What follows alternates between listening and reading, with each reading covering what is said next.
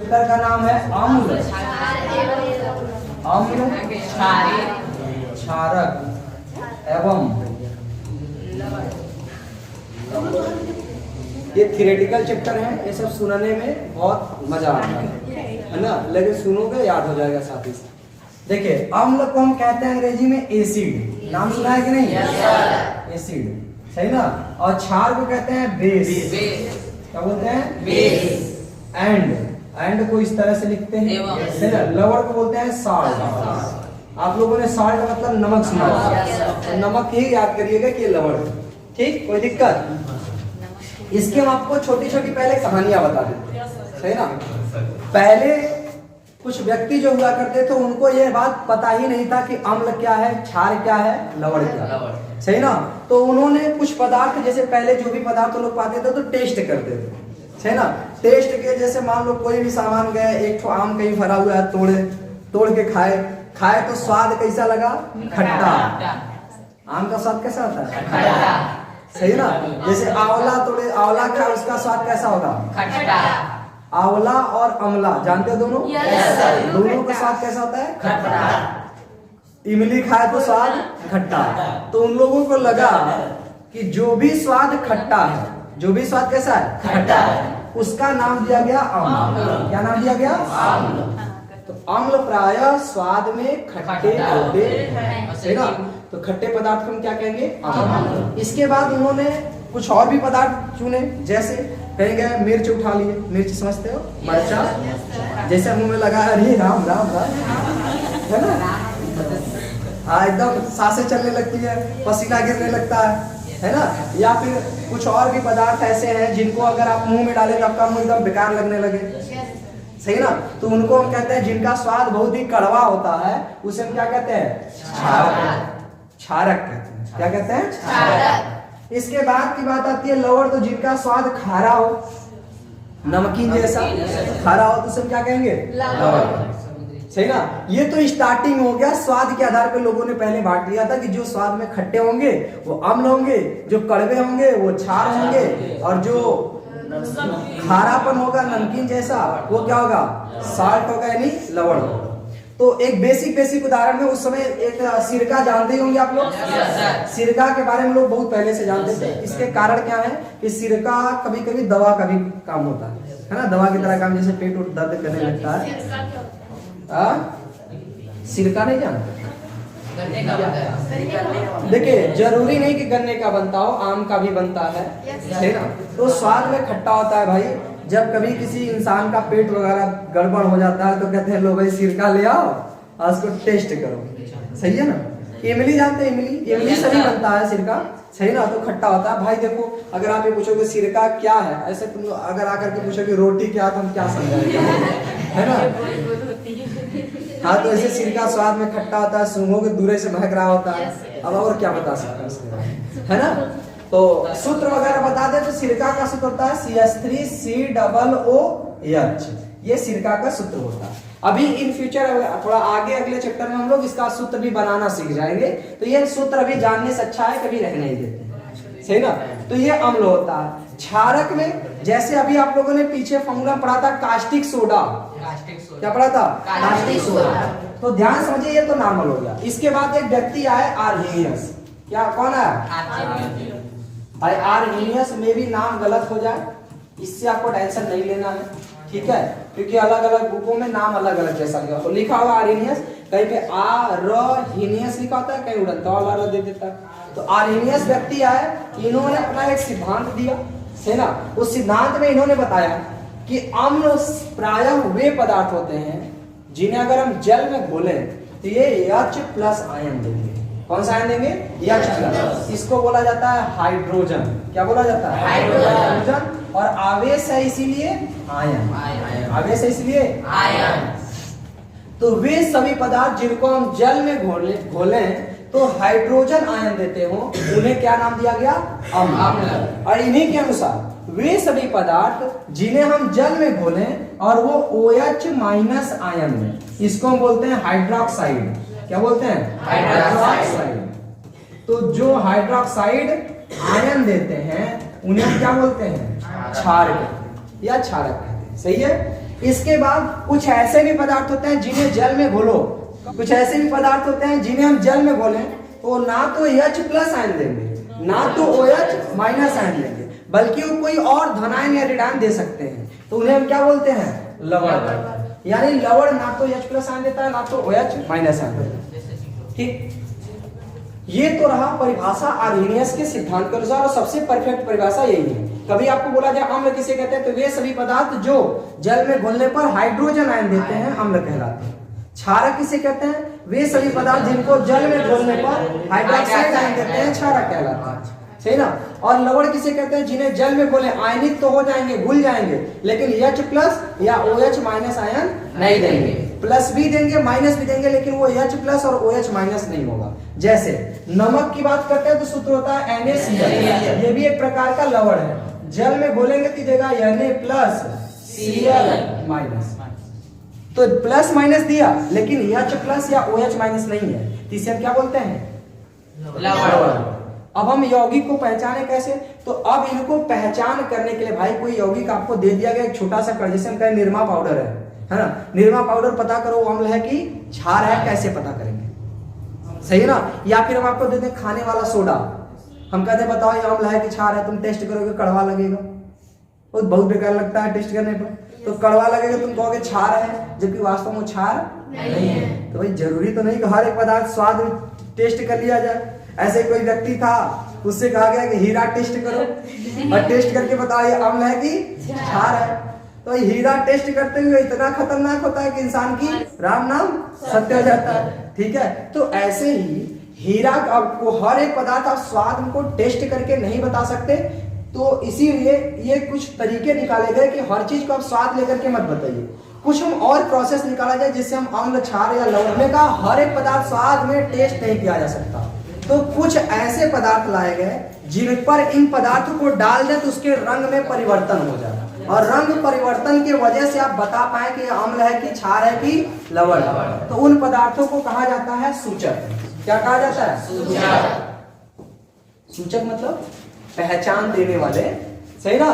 तो कुछ ऐसे पदार्थ जिन पर, जैसे हम कहते हैं कोई हमने केमिकल आपको दे दिया और ये दिखने में तो सफेद कलर में, जैसे खाने वाला सोडा दिखने में कैसा, लेकिन बिना टेस्ट किए बताना है कि अम्ल है कि क्षार है कि लवण है।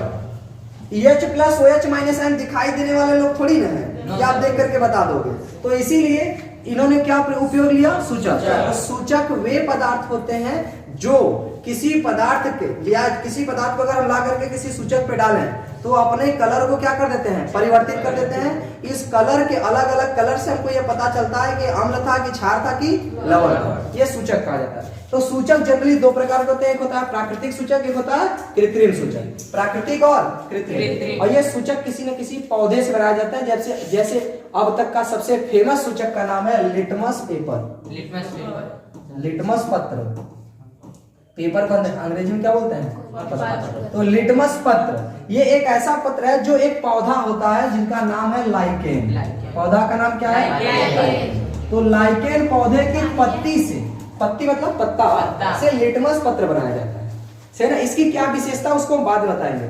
ये लाइकेन एक ऐसा पत्ता होता है जिसके पत्ते का जो रंग होता है वो गुलाबी होता है। कैसा होता है? रंग इसका गुलाबी होता है। स्टार्टिंग में इसका रंग गुलाबी होता है, जब तक आपने कुछ भी नहीं किया, आपने अभी तक लिटमस पेपर नहीं बनाया, केवल लाइकेन का पत्ता तोड़ के लाया तो उसका पत्ता कैसा होता है? गुलाबी होता है। तो कभी क्वेश्चन पूछता है कि लिटमस पेपर का वास्तविक रंग कैसा होता है? गुलाबी। लेकिन लिटमस पेपर को बाद में जब लिटमस पत्र बनाया जाता है लाइकेन के पत्ते को, इसको दो कलर दिया जाता है, या तो इसका कलर दिया जाएगा लाल या तो दिया जाएगा नीला। लाल या नीला, दो कलर बना दिया जाएगा। अब ध्यान सुनो, लाल जो लिटमस पेपर होता है, अगर इस पर हम कोई अम्ल डाल दें, क्या डाल दें? अम्ल, तो इस लाल लिटमस पेपर का कोई कलर चेंज नहीं होगा। कोई चेंज नहीं होगा, चेंज नहीं होगा। तो अम्ल को अगर हम लाल लिटमस पेपर पे डालेंगे तो इसमें कोई परिवर्तन नहीं होगा, लेकिन अगर अम्ल को ले जाके नीले लिटमस पेपर पे डालेंगे तो इसका कलर ऐसा हो जाएगा, सही ना। तो अम्ल, भाई अम्ल का काम है कि लिटमस पेपर को लाल करना, सही ना। अगर पहले से लाल है तो तो नहीं कुछ चेंज करेगा। और अगर नीला है तो लाल करेगा। तो अम्ल वे पदार्थ होते हैं जो नीले लिटमस पेपर को लाल कर देते हैं, जबकि लाल लिटमस पेपर पर कोई प्रभाव नहीं पड़ता। ऐसे ही अगर क्षार को लाकर डाला जाए तो क्षार या क्षारक ऐसे पदार्थ होते हैं जिन्हें अगर हम लाल लिटमस पेपर पर डालेंगे, लाल पर, तो ये कैसा हो जाएगा? नीला। तो ये नीला करता है। लेकिन अगर पहले से ही नीला है तो कोई परिवर्तन नहीं होगा, वो नीला का नीला ही है। तो ये लिटमस पेपर की सहायता से भी हम पता कर सकते हैं कि कौन अम्ल है कौन क्षार। तो पता करने के कितने तरीके हो गए? तीन। पहला, स्वाद में खट्टा है तो अम्ल, कड़वा है तो क्षार। स्वाद के आधार पे हर चीज का स्वाद पता तो कर नहीं पाएंगे, तो इन्होंने कहा लिटमस पेपर से पता कर लीजिए। लिटमस पेपर बनता किससे है? तो लाइकेन नामक पौधे की पत्ती से बनता है। लाइकेन की पत्ती का कलर कैसा होता है? गुलाबी। तो जब हम इस पत्ती को, या फिर ऐसे समझिए, जब हम लाइकेन की पत्ती को लिटमस पत्र बनाते हैं तो उसको दो कलर देते हैं, या तो लाल या तो नीला। तो लिटमस पत्र कितने कलर में होता है? दो, लाल या नीला। अगर हम अम्ल को लाल पर डालेंगे तो इसमें कोई परिवर्तन नहीं होगा, लेकिन अम्ल को नीले लिटमस पेपर पर डालेंगे। ऐसे ही क्षारक को अगर लाल लिटमस पेपर पर डालेंगे तो नीला हो जाएगा, नीले पर डालेंगे तो कोई परिवर्तन नहीं होगा। तो क्या प्रकृति में यह लिटमस पेपर ही पाया जाता होगा? और भी सूचक होंगे, जैसे कुछ सूचक का नाम हम और बता रहे हैं। हल्दी, सर, उस पे छाल पड़ता है तो लाल हो जाता है। देखिए ध्यान समझिए, पहले उदाहरण समझिए। आप कभी कभी आपके कपड़े में हल्दी लग जाए, है ना, उसको जा करके साबुन से साफ करें तो वो हल्का लाल भूरा कलर में हो जाता है, सही ना। तो साबुन जो होता है ना, साबुन, उसमें पाया जाता है NaOH। क्या पाया जाता है? इसको हम कहते हैं क्षार। क्या कहते हैं? क्षार। तो क्षार जैसे ही हल्दी पे पड़ता है इसका कलर हो जाता है नारंगी, लाल या नारंगी। देखा है ना? लेकिन अगर यही हल्दी पर हम अम्ल डालें, अम्ल, तो इसके कलर में कोई परिवर्तन नहीं होगा, सही ना। तो हल्दी भी एक सूचक का काम करती है। मतलब सूचक वे पदार्थ होते हैं जो अम्ल या क्षारक की उपस्थिति को बता सकते हैं, सही ना। और भी पदार्थ हैं जैसे फिनाफ्थलीन, मिथाइल ऑरेंज, ये कुछ केमिकल्स हैं जो कि अम्ल और क्षार का पहचान बताते हैं। कोई दिक्कत किसी को? तो अब तक उम्मीद करते हैं अगर हम आपसे पूछें कि इनका परिभाषा क्या क्या आप बता सकते हैं तो ध्यान सुनिए। अम्ल के बारे में हमने क्या बताया आपको। अच्छा, अब अम्ल और क्षार को पहचाने कैसे ना?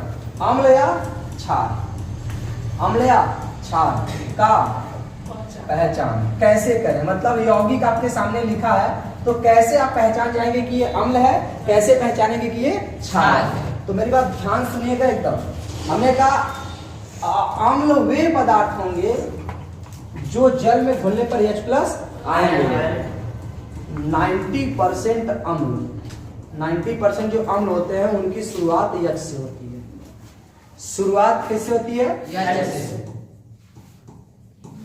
शुरुआत, यौगिक के शुरुआती में H रहेगा, जैसे HCl, HNO3, H2SO4, H3PO4, सही ना। और भी बताएं, जैसे H3PO3, H2S2O7, इसका नाम है ओलियम। क्या नाम है? ओलियम। ये सब के सब अम्ल है, सबके सब क्या है? अम्ल है। देखो इसका नाम है हाइड्रोक्लोरिक अम्ल। क्या नाम है? हाइड्रोक्लोरिक अम्ल। साधारण रासायनिक नाम हाइड्रोजन क्लोराइड। इसका नाम है हाइड्रोजन नाइट्रेट, या इसका सामान्य नाम है नाइट्रिक अम्ल, सही ना। इसका नाम है सल्फ्यूरिक अम्ल, हाइड्रोजन सल्फेट। इसका नाम है आर्थोफास्फोरिक अम्ल, इसका नाम है आर्थोफास्फोरस अम्ल। इसका नाम है ओलियम, सही ना। तो जनरली जो अम्ल होते हैं उनका शुरुआत किससे होता है? H से। समझ आया कि नहीं? यौगिक देख के बता देंगे ना ये अम्ल है कि नहीं। और देखो जो क्षार होते हैं, क्षार में भी 90%, मतलब अभी अम्ल में 10% बाकी है जिनमें स्टार्टिंग में H नहीं रहेगा, अभी उसकी बात करेंगे। ऐसे ही क्षार में 90% के लास्ट में, यौगिक के लास्ट में OH होता है। यौगिक के लास्ट में क्या होता है? OH। जैसे NaOH, सही ना। CaOH का, सही ना। अब ये ट्वाइस क्यों लगा है, इसका कारण मैंने ऑलरेडी पीछे बता दिया है, किसमें, रासायनिक अभिक्रिया नामक चैप्टर में, ठीक है ना। और भी बता, जैसे MgOH का होल ट्वाइस, सही ना, सॉरी होल ट्वाइस होता है, क्या होता है, होल ट्वाइस। और भी अगर हम कहें जैसे भाई Zn, तो ZnOH का होल ट्वाइस। इतना बहुत है आपको बताने के लिए, समझाने के लिए कि जिन यौगिकों के लास्ट में से OH दिखे समझ जाना वो क्या है, क्षार। क्या है, क्षार। तो ये सब के सब क्या है, क्षार। ये क्या है, अम्ल। अब ध्यान सुनो, जो जो OH है इसको हम बोलते हैं हाइड्रोक्साइड। क्या बोलते हैं, हाइड्रोक्साइड। ये तो हमने स्टार्टिंग में ही बता दिया, देखो यहाँ स्टार्टिंग बताया कि नहीं, OH को हाइड्रोक्साइड, वो माइनस लगाते हैं इसलिए आयन, सही ना। इसको हाइड्रोजन बोलते हैं, प्लस लगा इसलिए आयन, आवेश है तो आयन। तो ऐसे ही इसका हमने नाम क्या दिया, जैसे इसका पढ़ना है तो यह है सोडियम, यह OH का नाम क्या है, हाइड्रोक्साइड। इसका नाम होगा सोडियम हाइड्रोक्साइड, सोडियम हाइड्रोक्साइड। कोई दिक्कत किसी को, नो सर, हाइड्रोक्साइड। ठीक, अगर हम कहें इसका नाम क्या है, कैल्शियम हाइड्रोक्साइड। OH का नाम हाइड्रोक्साइड, Ca का नाम क्या है, कैल्शियम, तो कैल्शियम हाइड्रोक्साइड, हाइड्रोक्साइड। ठीक है भाई, यस सर, हाइड्रोक्साइड। ठीक, अगर हम आपसे पूछें इसका नाम क्या है, मैग्नीशियम हाइड्रोक्साइड, मैग्नीशियम। मैग्नीशियम है यार, हमको ना हिंदी लिखने में बड़ी दिक्कत आ रही है। मैग्नीशियम में भी सही है सर मैथ में लिख दीजिए, मैग्नीशियम हाइड्रोक्साइड, ठीक है। इसका नाम बताओ, जिंक हाइड्रोक्साइड। अब ध्यान सुनो, Cl का नाम है क्लोराइड, Cl का नाम क्लोराइड, और NO3 का नाम नाइट्रेट, SO4 का नाम सल्फेट। ये मैंने स्टार्टिंग में बताया हुआ है। इसका नाम है हाइड्रोजन क्लोराइड। नाम क्या है, hydrogen chloride, hydrogen chloride, chloride. सही, किसका नाम, HCl। इसका नाम बताइए, तो H का नाम है हाइड्रोजन, हाइड्रोजन, और NO3 का नाम क्या है, नाइट्रेट। सही है। H2SO4 का नाम है हाइड्रोजन, सर जी, हाँ सर जी वो नाइट्रोक्साइड है कि नाइट्रेट है, नाइट्रेट, नाइट्रेट। NO3 को क्या बोलते हैं, नाइट्रेट। अब ध्यान सुनिए, ये तो इनका रासायनिक नाम है, क्या है, रासायनिक। साधारण नाम इसका है हाइड्रोक्लोरिक अम्ल, हाइड्रोक्लोरिक अम्ल। इसका नाम है नाइट्रिक अम्ल, क्या नाम है, नाइट्रिक अम्ल। इसका नाम है सल्फ्यूरिक अम्ल। ये तीन ऐसे जो मेन है अम्ल, सही ना। और ये हो गया H3PO4, H3PO3, H2SO7, इसको हम बोलते हैं ओलियम। क्या बोलते हैं, ओलियम। सही है। तो जनरली जो अम्ल होते हैं 90% अम्ल का शुरुआती H से होता है। अब कुछ ऐसे भी अम्ल होते हैं 10% जिसका शुरुआती H से नहीं होता। अब यौगिक देख के बता लोगे ना, यस सर। अब देखिए, जो अम्ल होते हैं लेकिन स्टार्टिंग में H नहीं होता, तो उसका एक और पहचान है जो कि हमने बोला 10% रहेगा। किसमें रहेगा, 10% में, 10% नहीं, इसको 9% में मान लेते हैं। हाँ, 1% अभी छोड़ के चलते हैं ना, इसको कितना मान लेते हैं, 9। तो 9% के लास्ट में रहेगा COOH, लास्ट में किधर रहेगा, लास्ट। स्टार्टिंग में कुछ और रहेगा, लास्ट में COOH रहेगा। जैसे CH3 COOH, इसको बोलते हैं सिरका। क्या बोलते हैं, सिरका। इसका नाम है एसीटेट, एथिल एसीटेट। इसका नाम क्या है, एथिल एसीटेट। एसीटेट।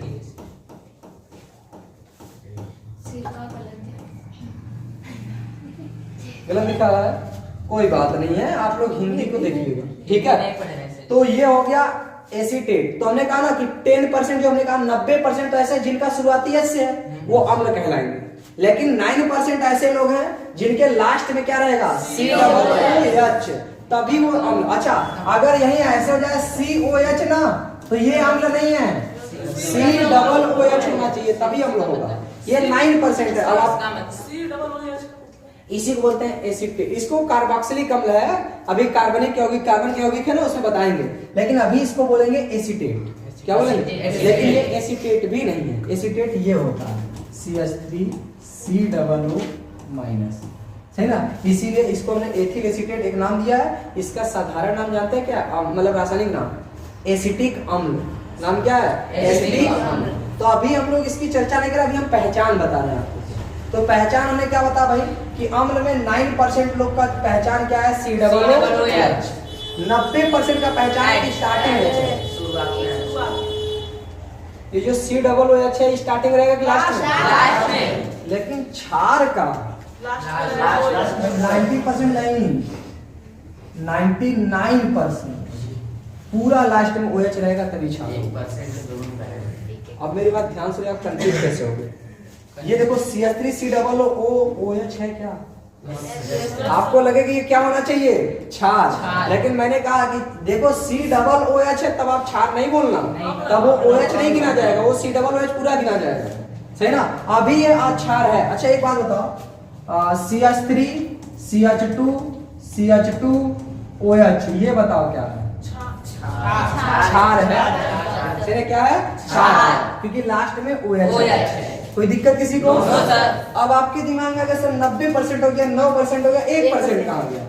तो कुछ दिमाग तो आपके दिमाग में भी अभी कुछ कंफ्यूजन रहना चाहिए, क्योंकि अभी इंटर बाकी है ना।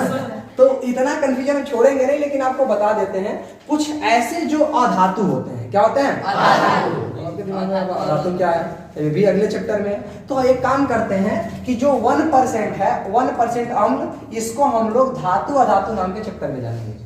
सही है, क्योंकि हर चीज इसी में जानना, तो फिर धातु अधातु चैप्टर क्यों दिया है ना। तो उसको हम उसी में जानेंगे। तो 99% ये हो गए अम्ल की पहचान। ठीक है, कोई दिक्कत किसी को? क्षार की पहचान लास्ट में क्या रहेगा? OH। और जब नाम लिखेंगे ना, तो इसमें मैक्सिमम नाम के लास्ट में अम्ल शब्द आएगा। अच्छा, जैसे हाइड्रोक्लोरिक अम्ल, नाइट्रिक अम्ल, सल्फ्यूरिक अम्ल, आर्थोफास्फोरिक अम्ल, सही ना, एसिटिक अम्ल इत्यादि नाम आ रहा है कि नहीं? Yes sir. इसके लास्ट में हाइड्रोक्साइड आएगा, हाइड्रोक्साइड। बाकी और कोई पहचान नहीं इसकी नाम से। जैसे हम कहते बताओ सोडियम हाइड्रोक्साइड अम्ल होगा कि क्षार? पहचान में आया कि नहीं? Yes sir. अगर हम कहते कैल्शियम हाइड्रोक्साइड, मैग्नीशियम हाइड्रोक्साइड, तुम लोग को थोड़ा थोड़ा यूज बता दे क्या? इसका यूज निरमा बनाने में, साबुन बनाने में इत्यादि इत्यादि में होता है, एटसेट्रा एटसेट्रा, है ना। इसका प्रयोग होता है, ये चूना है, बुझा चूना, COH का उल्टा, मतलब जो पानी में चूना को डाल दो, फिर जो बनेगा चूना वो पानी वाला, मतलब हल्का लिक्विड। हाँ, जो पैकेट में भर के भी आता है, लोग खाते भी हैं, तो खाने वाला चूना भी कुछ लोग कह देते हैं इसको, सही ना। इसको कहते हैं मिल्क ऑफ मैग्नेशिया, इनो, सुना है? इनो, सही ना। इनो जैसे पेट गड़बड़ हो जाए तो कहेगा कि ले इनो, मात्र 6 सेकंड के अंदर सारा पेट सफा, बोलता है कि नहीं? तो प्रचार भी गजब देता है। इसका दूसरा नाम है मिल्क ऑफ मैग्नेशिया, सही है ना। जैसे खाना ना ज्यादा खा लेते हो, ढकार वकार आता है, तो कहते हैं एसिडिटी होने लगा। खाना खाते हो अम्ल होता है पेट में, जब ढकार दोगे तो कैसा लगता है? तो मुंह जलने लगता है, तो वो एसिड जैसा आता है। तो जो अंग्रेजी वाले वो लोग क्या बोलते हैं? एसिडिटी हो गया है। तो एसिडिटी को दूर करने के लिए मिल्क ऑफ मैग्नेशिया से बड़ी पैकेट एक छोटी सी आती है, 9 या 10 रुपए की, है ना। आधा ग्लास पानी में डाले और पी जाए। अरे ज्यादा जरूरी है तो भाई समझ जाए, इसे निकाले फाड़ के सीधे खा जाए, है कि नहीं। तो ये सब कुछ इसके पहचान है। अभी हम लोग और आगे आएंगे, ठीक है, आगे बढ़े। तो अब हम लोग अम्ल, क्षार, लवण तीनों को एक साथ खत्म करते हैं। अब ध्यान से, अच्छा लवण नहीं आया, ना तो स्टार्टिंग में H हो, ना तो लास्ट में OH हो, उसे लवण कहेंगे। जैसे NaCl क्या है? लवण। क्या कहीं H प्लस या OH माइनस दिखा? और बताना जरा, NaHCO3। अब कुछ लोग कहेंगे सर बीच में H है, अरे स्टार्टिंग में होना चाहिए ना, बीच से क्या मतलब है? तो ये क्या है? लवण। बताओ, Na2CO3 लवण। क्या है सब? लवण। समझ आ रहा है कि नहीं? Yes sir. ऐसे अगर हम कहते बताओ KNO3, ये क्या है? लवण। लवण है। अगर कहते हैं HNO3, क्या है ये? शुरुआती में H दिख गया ना, तो इसको यहाँ से उठाओ और ढकेल के पहुंचा इधर, देखो इधर, HNO3 सही ना। तो लवण की पहचान समझाई। Yes, sir. उम्मीद करते हैं सूत्र लिखा होगा तो आप लोग देख के पहचान जाएंगे कौन अम्ल है, कौन क्षार है, कौन लवण है। बाकी परिभाषा, तो परिभाषा 3 परिभाषा हम लिखने वाले हैं एक साथ। ठीक, पहला हम लिख रहे हैं अम्ल का, नहीं अभी आप लोग नहीं लिखेंगे।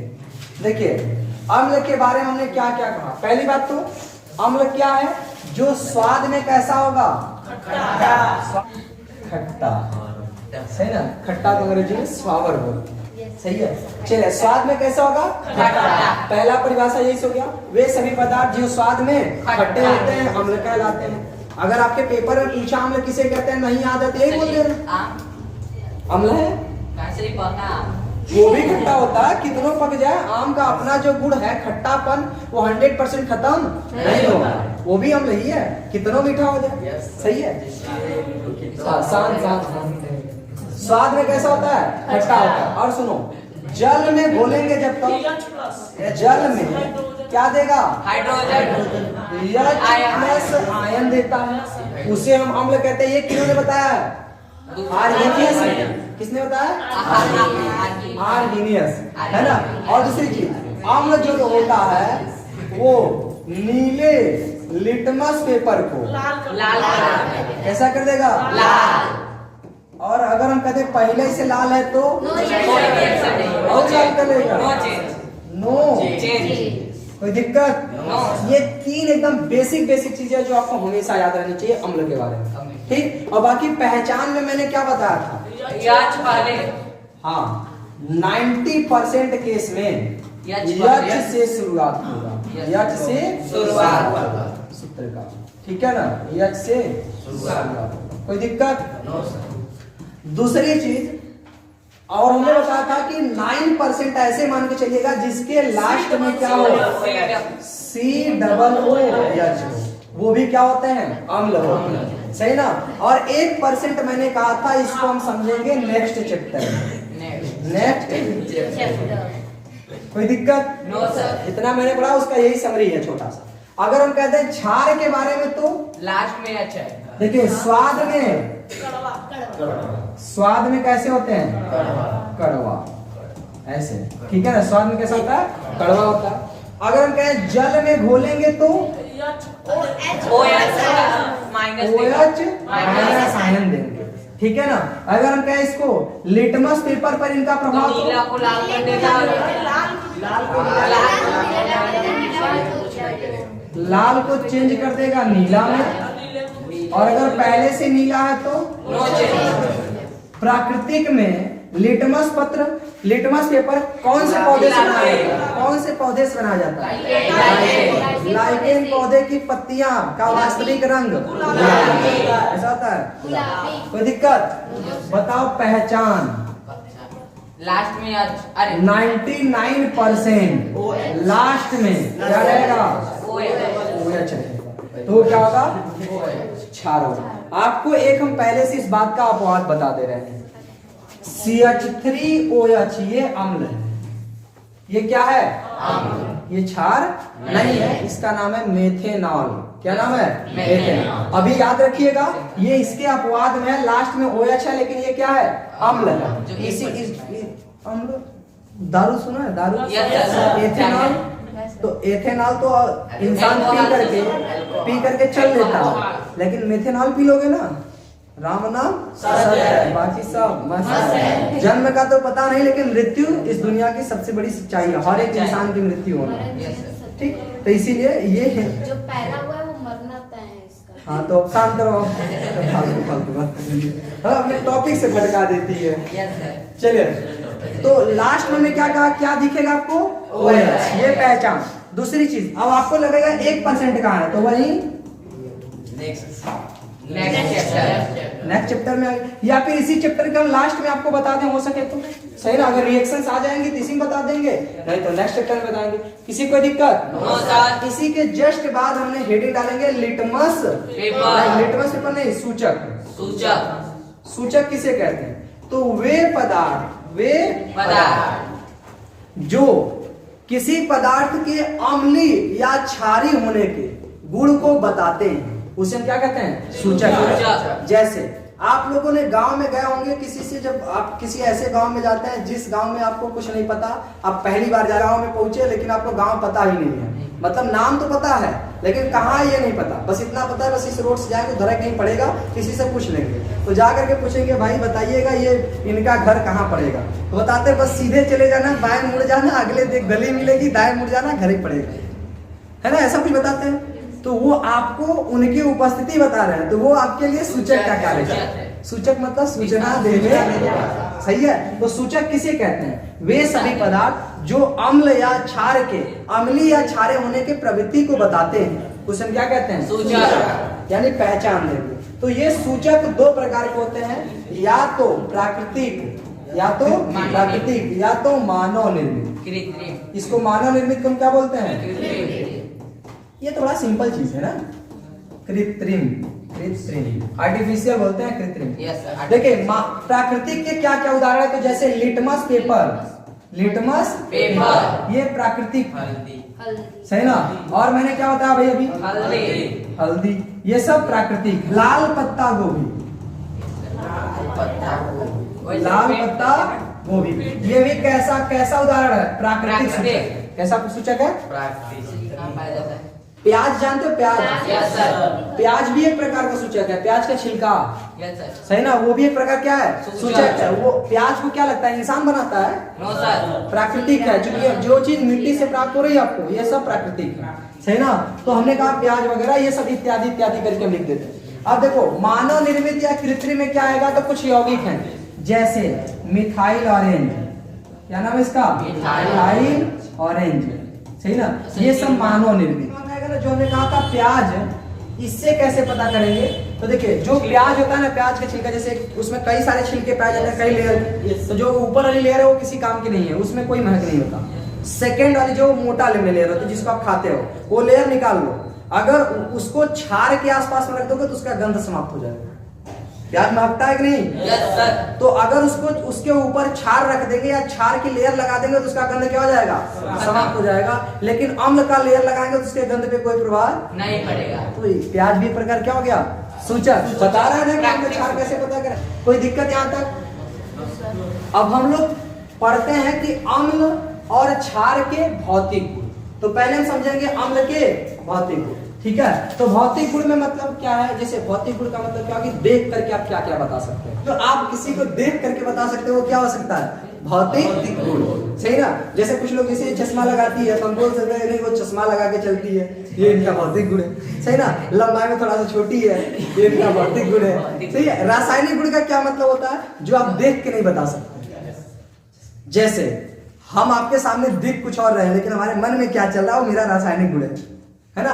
हम आपको कुछ बात बोले और आप उस पर क्या व्यवहार देते हो, क्या प्रतिक्रिया देते हो, ये आपका रासायनिक गुण है। ये हमें सामने से देख करके पता नहीं चलेगा, हमें आजमाना पड़ेगा। दो चार बात हम बोलेंगे तो देखते हैं कि आप उसका क्या रिप्लाई देते। अगर आपने उल्टा सीधा रिप्लाई दे दिया मतलब आपका रिएक्शन खराब है कि नहीं। तो ये रासायनिक गुण है। रासायनिक गुण देख करके नहीं बताया जाता। दो या दो से अधिक यौगिकों को आपस में मिलाओ, फिर देखो रिएक्शंस कैसी हो रही, वो रासायनिक गुण बताते हैं, ठीक। और भौतिक गुण सीधे देख करके, जैसे अगर हम कहते हैं नमक के बारे में आपका क्या कहना है भौतिक गुण? तो ये क्रिस्टलीय ठोस होता है। क्रिस्टलीय मतलब छोटे छोटे कणों से मिलकर बना होता है। दूसरा क्षण भंगुर होता है। कठोर तो बहुत होगा, एक हथौड़ा मारोगे चूर चूर हो जाएगा, जिसको कहते हैं क्षण भंगुर होना, सही ना। तन्यता का गुण इसमें पाया नहीं जाता। इसे लोहा को पीटोगे तो फैलेगा, लेकिन इसे नमक को पीटोगे तो चूर हो जाएगा। दिखने में सफेद होता है, गंधहीन होता है, गंध तो उसमें होता नहीं। रंगहीन होता है कि रंगीन होता है? रंगहीन होता है, नमक में कोई कलर नहीं होता है। ये हो गया उसका भौतिक। तो ऐसे ही अम्ल के भौतिक। देखिए अब हमने परिभाषा अम्ल का भी पढ़ लिया, क्षार का भी पढ़ लिया, लवण का भी पढ़ लिया। लवण का बताया नहीं परिभाषा? वे पदार्थ जिन्हें जल में घोलते हैं तो ना तो H+ आयन देते हैं ना ही OH-, बल्कि हाँ एक धनायन और एक ऋणायन देते हैं, उन्हें हम क्या कहते हैं? लवण का। पहचान क्या है? ना तो लास्ट में H रहेगा और शुरुआती में H रहेगा, ना ही लास्ट में OH, सही है। तो अब हमने तीनों को एक साथ बता दिया। अब हम समझते हैं कि अम्ल के भौतिक गुण। अम्ल के भौतिक गुण, सही ना। तो सबसे पहली चीज, अम्ल स्वाद में खट्टे होते हैं ये सारी चीजें तो बिना रिएक्शन कराए बता सकते हैं, Yes, है ना। तो अम्ल कैसे होते हैं? खट्टा, स्वाद में खट्टे होते हैं। दूसरा, इन्हें जल में घोले तो H प्लस आयन देते हैं। तीसरा, नीले लिटमस पेपर को लाल रंग देते हैं। सारा परिभाषा ही इसका क्या है? भौतिक गुण है, मतलब इसके गुण है। सॉरी, अम्ल की क्षारकता होती है और क्षार की अम्लीयता होती है। देखो, अम्ल की क्षारकता क्या है उसको समझिएगा। किसी अम्ल में, जैसे हम अगर जल में डालें किसी अम्ल को, तो वो कितना हाइड्रोजन आयन देगा, ये अम्ल की क्षारकता है। जैसे अगर हम HCl को किस में डाल दें? जल में घोल दें, तो ये देगा H प्लस और Cl माइनस। इसने कितने H प्लस दिए? एक। इसका मतलब इसकी क्षारकता कितनी है? एक। क्षारकता कितनी है? एक। अगर हम कहते हैं, जैसे एक और लिख देते हैं H2SO4, H2SO4, इसको अगर हम जल में डालेंगे तो कुछ इस तरह से तीर दिखाते हैं। तो एक H हमेशा बनता है H प्लस, तो कितने H हैं? दो है ना, यहाँ लगाएंगे 2, सही है। फिर बचा क्या? SO4। तो देखो, एक H पे 1 प्लस, तो 2 H पे 2 प्लस, तो उधर डिफेंड करने के लिए SO4 पे कितना माइनस रहेगा? 2 माइनस। तो हमने कहा इसको हमने जल में घोला, ये आयनित हो गया, ये आयनित रूप है इसका, सही ना। ये आयनन सिद्धांत उन्हें आर्जेनियस नहीं दिया था, उन्होंने कहा था कि जब इसको हम जलीय अवस्था में देते हैं तो H प्लस आयन देते हैं, ठीक है। तो इसने कितना अम्ल दिया, कितना आयन दिया? 2। कौन आयन? H plus. इसका इसकी क्षारकता कितनी है? 2 है, तो इसकी क्षारकता हो गई 2।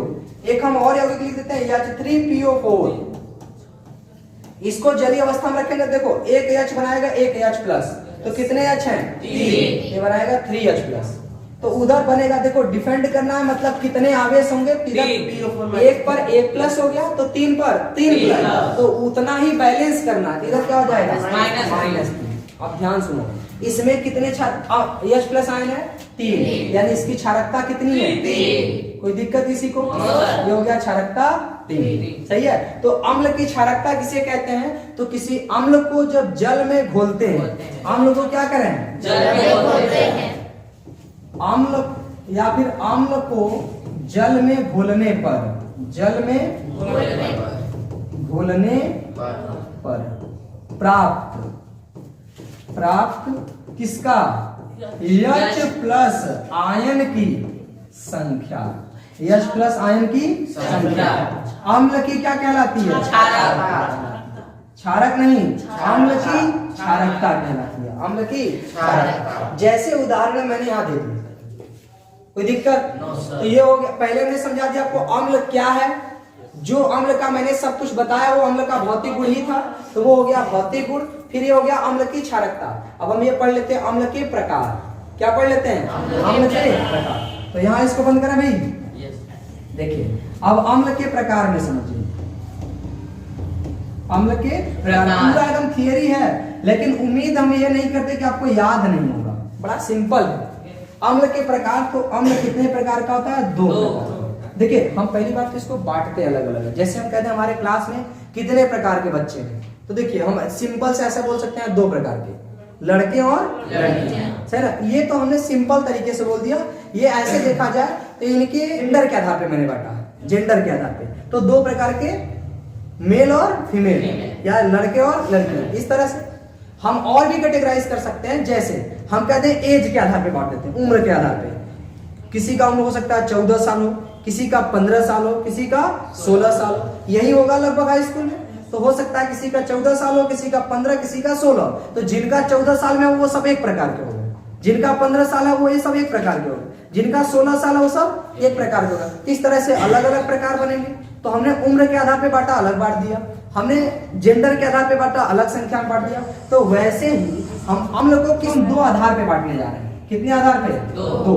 पहला हम बांटने जा रहे हैं प्रबलता के आधार। प्रबलता जानते हो किसे कहते हैं? सक्रियता। सक्रियता यानी क्रियाशीलता, यानी कितना ज्यादा रिएक्शन करता है, यानी कितना खतरनाक है उसके आधार पे, सही ना। कोई ज्यादा रिएक्शन कर रहा है इसका मतलब ज्यादा खतरनाक है, कम रिएक्शन कर रहा है मतलब। और अम्ल हर एक इंसान के लिए खतरनाक ही होते हैं। अगर अम्ल आपके शरीर पे गिर गए ना, जला देंगे वहां। जलाने वाला आग जैसा नहीं, फुटका उटका पड़ जाएगा, और वो फुटका पड़ेगा ही पड़ेगा नहीं, फूट भी जाएगा तुरंत ही।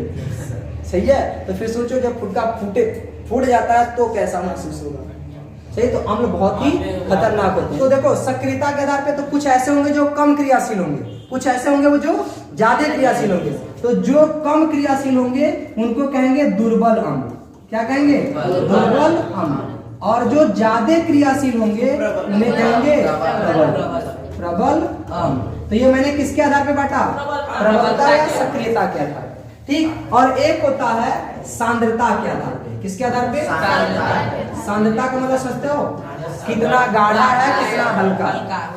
देखो हल्का कब बनेगा? जब चूंकि अम्ल में पानी की मात्रा मिलाई जाती है, ये बात हमेशा याद रखना।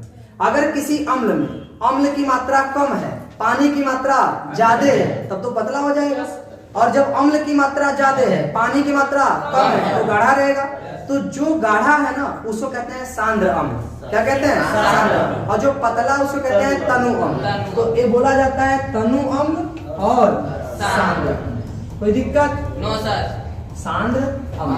आप जब कभी लैब में जाओगे ना, लैब में, तो जो तनु अम्ल होते हैं, जैसे H2SO4 है, क्या है? H2SO4। इसका दूसरा नाम है तेजाब। सही है, इसी को हम सल्फ्यूरिक अम्ल भी कहते हैं। सल्फ्यूरिक अम्ल। या दूसरा नाम है हाइड्रोजन सल्फेट। ठीक है, देखिए ये जो तेजाब है जब लैब में रखा जाएगा तो कुछ ऐसी बॉक्स दिखती है लैब में। बॉक्स बना दें? Yes sir. मस्त साइज है। कौन सा बॉक्स है?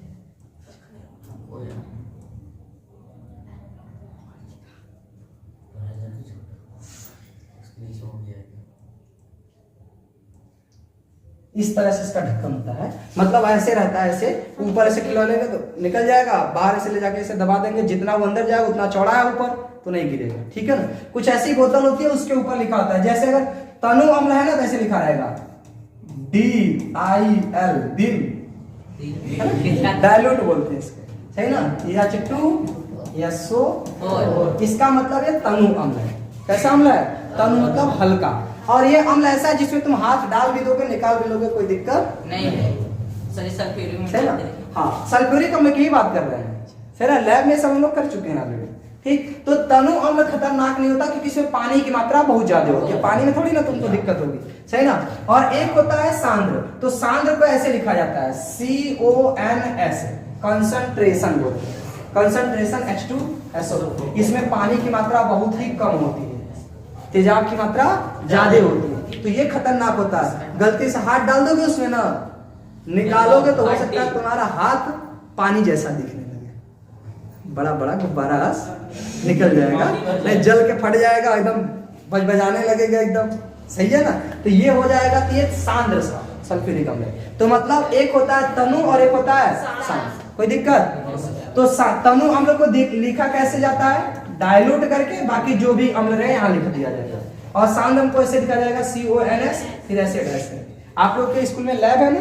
लैब में जब जाएंगे आप तो लैब में देखेंगे तो ऑलरेडी ऐसा दिखता है। ठीक है, मतलब ये बॉटल पे नहीं लिखा होता, बॉटल ऐसे रहता है, वो कागज पे ऐसे लिख करके उसके ऊपर चिपका दिया जाता है। ठीक है, ताकि पता चले। और कहीं गलती से ऐसा ना हो जाए कि किसी ने कागज पे निकाल के इस पे से सांद्र वाले चिपका दिया और सांद्र वाला कागज ले जाके इस पे चिपका दिया, और तुमको कह दिया गया नहीं ये तनु वाला है, जाके हाथ डाल के देख लो, हाथ डालोगे जल जाएगा। इसीलिए लैब में ये सब काम दूसरे को नहीं दिया जाता, ये लैब वाले ही करते हैं। ठीक है, ये समझ आया कि नहीं? आप कभी भी कोई रिएक्शन कराओगे तो तनु अम्ल वालों को हल्का गर्म कर सकते हो, लेकिन सांद्र अम्ल वालों को गर्म नहीं। देखो गर्म करने का क्या मतलब है कि वो रिएक्शन हो नहीं रही थी, आप सोच रहे हो कि हम गर्म करके रिएक्शन करा दें, तो भाई तनु अम्ल है तो रिएक्शन होगी नहीं, थोड़ा स्लो होगी। तो जब स्लो होगी तो आप गर्म कर सकते हो, वो ऑलरेडी बहुत हाई सक्रिय होता है। इसको गर्म करोगे ना तो हो सकता है उड़ जाए, ऊपर उड़ जाए, तो हो सकता है आकर गिर जाए तुम्हारे ऊपर। सही ना। हम आपको बता रहे हैं एक केमिकल होता है जिसका नाम होता है ब्रोमाइड, Br2। ये लिक्विड फॉर्म में होता है। हम लोग क्लास 12th में थे और उस समय 12th नहीं 11th में से नहीं 11 में, उस समय कुछ बच्चे थे। अब जैसे एक टेबल ऐसे है ना, तो उस पर लैब पे जाते हैं तो 5-5 4-4 की ग्रुप होती है, 4 लोग उस साइड 4 लोग इस साइड। और वो गर्म कर रहा था, थोड़ा सा एक्स्ट्रा ओवर माइंडेड था लड़का, वो गया देखा बॉटल पे लिखा था Br2, सोचा ये कैसा है, कलरफुल दिख रहा था, हल्का कलर में होता है वो, ठीक है, नारंगी वरंगी टाइप में, भूरा टाइप में, भूरा नारंगी टाइप में। तो उसने हल्का से निकाला और परख नली में लिया और ले जाकर के उसमें गर्म कर रहा था। तो गर्म कर रहा था ना, तो जैसे परख नली होता है कैसे, होल्डर देखा, होल्डर, यस सर, पिलास देखा है, यस सर, एकदम पिलास की तरह होल्डर होता है, ऐसे पकड़ के परख नली में इसको ऊपर चढ़ा दोगे कस लेगा। ऐसे होल्डर होता है लकड़ी की, एक जैसे तावा होता है रोटी बनाने वाला, एक साइड लकड़ी होता है ना, ऐसे होल्डर में होता है, ले जाके गर्म कर रहा है, गर्म कर रहा था, ऐसे हल्का से झुका था, चूंकि ऊपर ऐसे होता है स्टैंड में, ऐसे ऊपर बर्नर होता है, लेके गर्म कर रहा था अपने तरह ऐसे झुका हुआ था।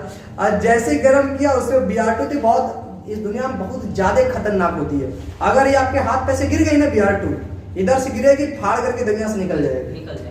इतना खतरनाक होता है। ऐसे गर्म किया, तुरंत ही ये उछड़ गया इसमें से और आ करके गिरा उसके पैर पे, पैरों में छेद कर दिया, सही है। तो बहुत खतरनाक होता है Br2। ऐसे ही कंसंट्रेट H2SO4 भी होते हैं, ठीक है। तो सांद्रता के आधार पे अम्ल कितने प्रकार के, दो, एक तनु अम्ल, एक सांद्र। लिखा देखो, आप ये मत सोचना कि H2SO4 तनु होगा कि सांद्र होगा, ये दोनों फॉर्म में हो सकता है। तनु अम्ल उसे कहते हैं जिसमें अम्ल से ज्यादा क्या हो, जल, उसे हम क्या कहते हैं, तनु अम्ल।